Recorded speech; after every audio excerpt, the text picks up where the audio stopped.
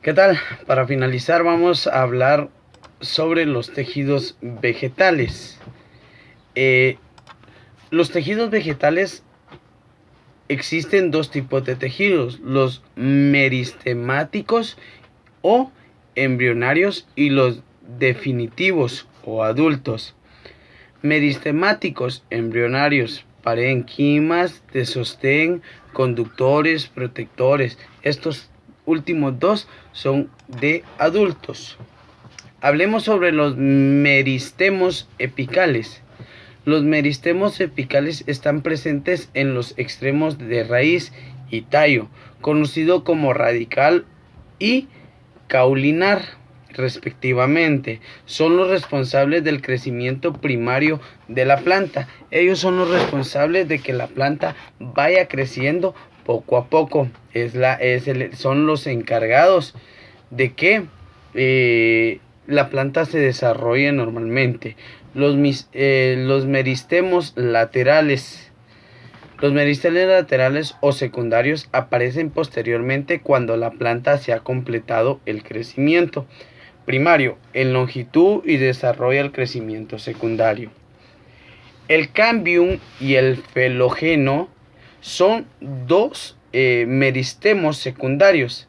Se localizan en forma cilíndrica a todo lo largo de la planta. El cambium vascular forma tejidos conductores.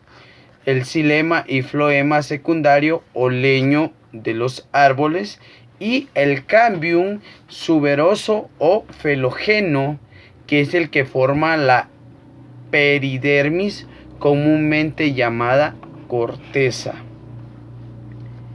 Meristemos lateral, los tipos. El cambium vascular constituye por una capa de célula que forma un cilindro alrededor del tallo y es el tronco de la raíz. Se encarga de formar nuevas capas de tejido vascular.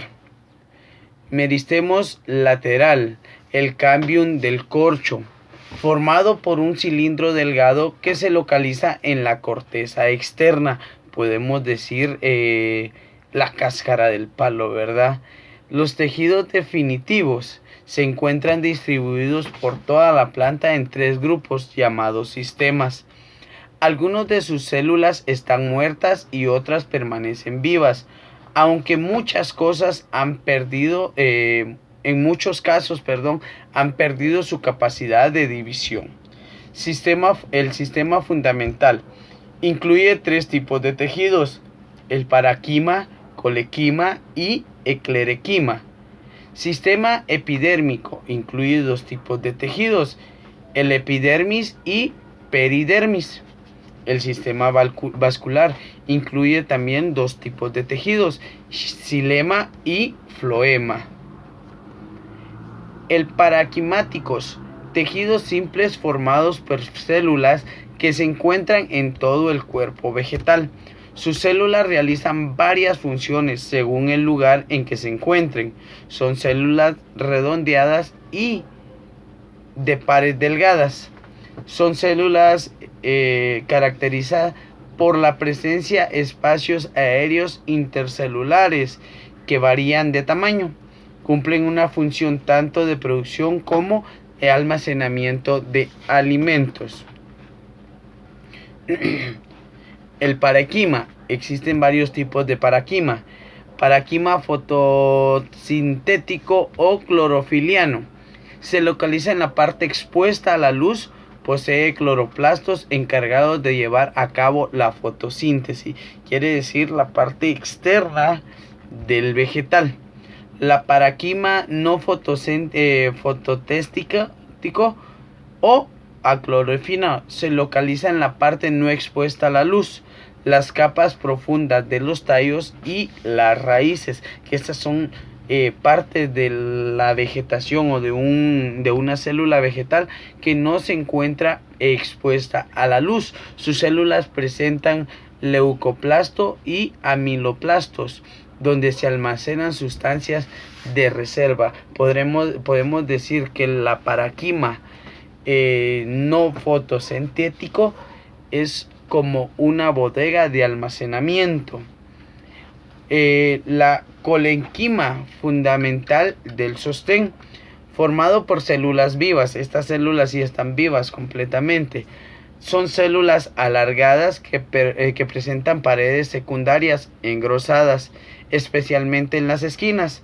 Se localiza en las regiones de la planta en crecimiento a fin de darles fortaleza. Se localiza en la capa más externa de la corteza de los tallos. Formada por células muertas, aquí vamos a ver el esclerequima, ¿sí? Están formadas por células muertas como consecuencia que el protoplasto elabora termina una gruesa pared celular secundaria, impregnada de ligina. Se hallan en los tallos y también asociadas a las venas de las hojas y en las envolturas durante las semillas. Entonces podemos ver nosotros de que el tallo está dividido en varias capas, las cuales cada una de esas capas forma lo que es la esclerenquima, la colenquima y la parenquima, que son las capas que recubren una planta, ¿verdad? Epidermis, formada por una o varias capas de célula en función a grado de adaptación a la sequedad. Células aplagadas con forma a menudo irregulares, interdigitales o con formas regulares, poligonales, hexagonales. No presentan espacio entre cada una de las células o espacios intercelulares. Recubren y protegen a las estructuras primarias. Sirven de protección de todo tipo de las plantas. Son herbáceas o leñosas. Peridermis. La epidermis se cubre de una capa hidrófaga que evita la deshidratación. La cutícula, cuyo componente químico es la cutina. La cutina es más o menos gruesa en función de la misma adaptación y del lugar de la planta que cubre.